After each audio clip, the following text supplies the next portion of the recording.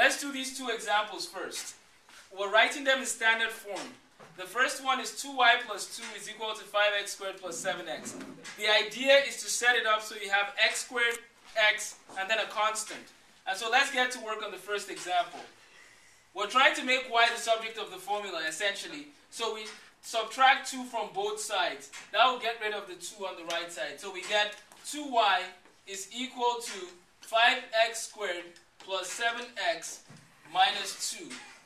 Now, we're trying to, again, get y by itself. So we're going to divide every term by 2. And when we do that, we get y is equal to 5x squared over 2 plus 7 over 2x minus 1. That's the equation written in standard form at this point. 5 over 2x squared plus 7 over 2x minus 1. The second example, the first thing you want to do is you want to deal with this.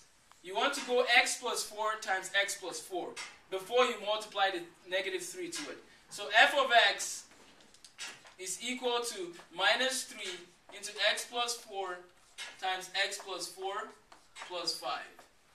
And the next thing we do is we go ahead and FOIL, and we get x squared plus 4x plus 4x plus 16. And we have our minus 3 outside. And then we have plus 5 still written there. You go ahead and you simplify, and that will give you the answer in standard form. After you get your x squared, you get your x, and then you get your constant. For this question, I'm going to stop at this point, but I'm hoping that you can do the work to the end. That's for example 2. There's some key terms now that we need to learn. The first one is vertex, V-E-R-T-E-X. That's when there's a change of direction on the graph. So when you see an expression like this, the vertex will be that point down there. There's a change of direction that occurs. The standard form of a quadratic equation is y is equal to ax squared plus bx plus c. Remember that.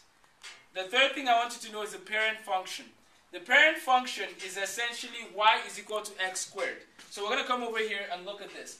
Y is equal to x squared. That's the parent function of quadratic equations. From this, we can then derive other equations. We can get y is equal to x squared plus 2, y is equal to x squared minus 2. All of that comes from the parent function, which is this.